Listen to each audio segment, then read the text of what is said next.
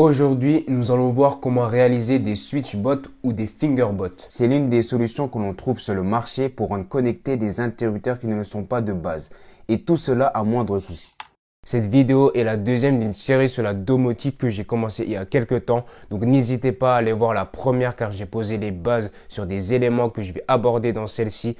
Donc perdons pas de temps et attaquons le projet.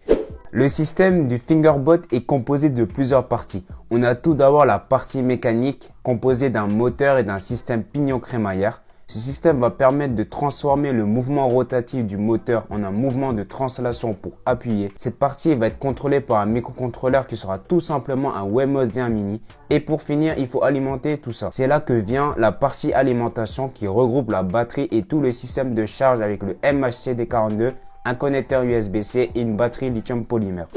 Pour créer notre système d'appui motorisé, j'ai eu le choix entre un servomoteur et un moteur courant continu.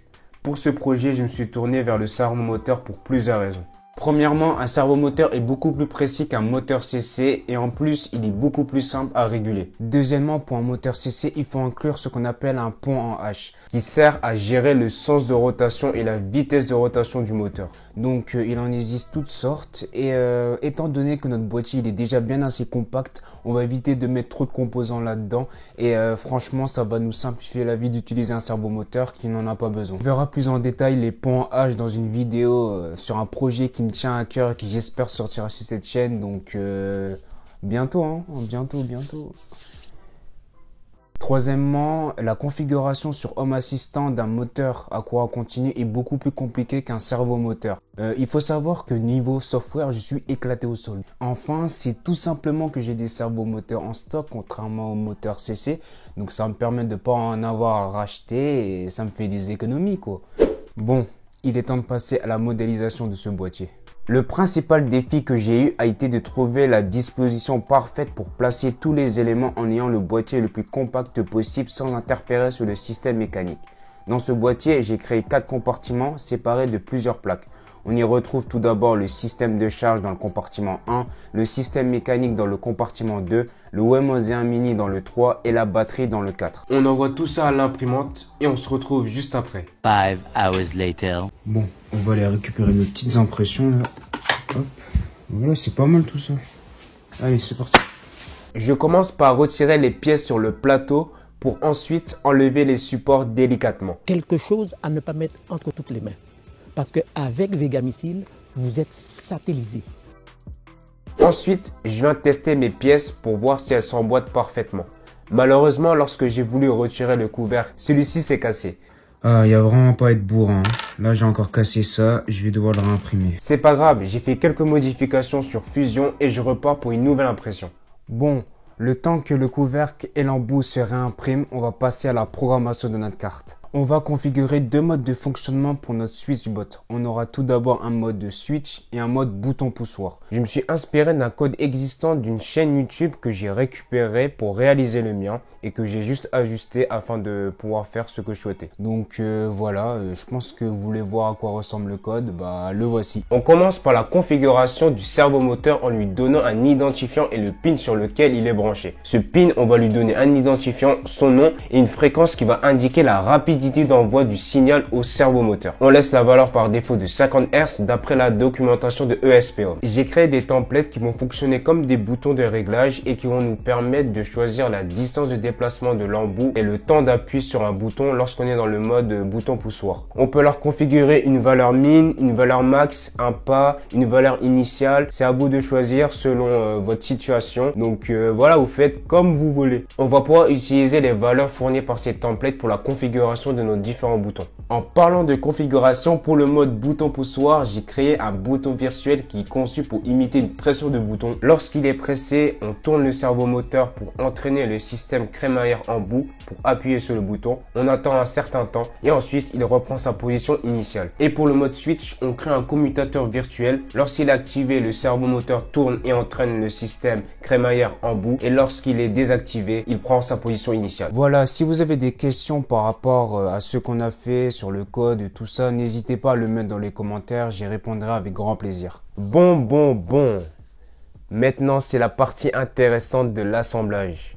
Bah c'est parti quoi. On commence par souder les composants du système de charge en suivant le schéma tout simplement. Bon, j'ai fini de souder la partie alimentation qui est juste là. Donc on va la faire entrer dans le boîtier.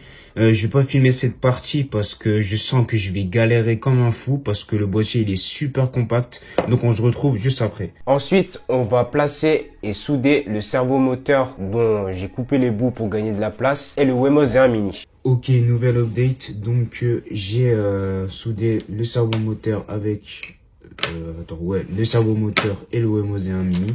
Voilà, et je vais ressouder le connecteur ici.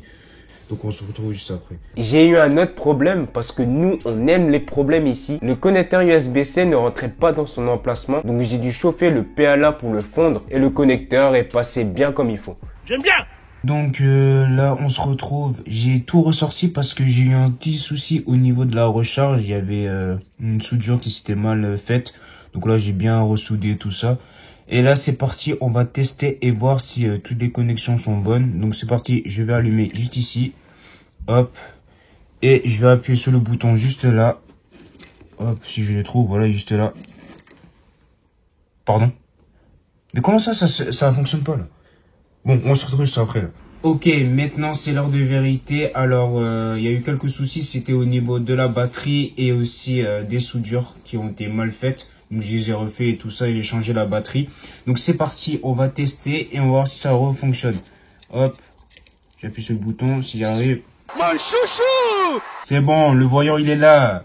Let's go! Après avoir placé tous les éléments dans le boîtier, je viens le refermer avec le couvercle. Mais je sentais que celui-ci ne tenait pas très bien. Et ça, c'est à cause du fait que je n'avais pas extrudé cette partie. Eh bien, c'est ce que je vais faire sur Fusion. Et on voit clairement la différence. Maintenant que le couvercle tient parfaitement sur le boîtier, il est temps de passer à l'étape finale. C'est-à-dire emboîter les différentes parties de l'embout et le fixer sur la crémaillère avec de la colle. Bon, il est temps de conclure sur notre objet en parlant de ses petits problèmes et ses futures améliorations. Ça y est, nous y est. Le premier problème que j'ai remarqué, c'est que le bouton, je l'ai mis sur le même côté que l'embout. Donc quelquefois, il peut gêner et c'est vraiment dommage. Et le deuxième problème, c'est que pour certaines lumières, le fingerbot n'arrive pas à appuyer sur le bouton car elles sont trop hautes. Donc il faut imprimer des plateformes pour pouvoir rehausser le fingerbot et pour que ça fonctionne bien comme il faut.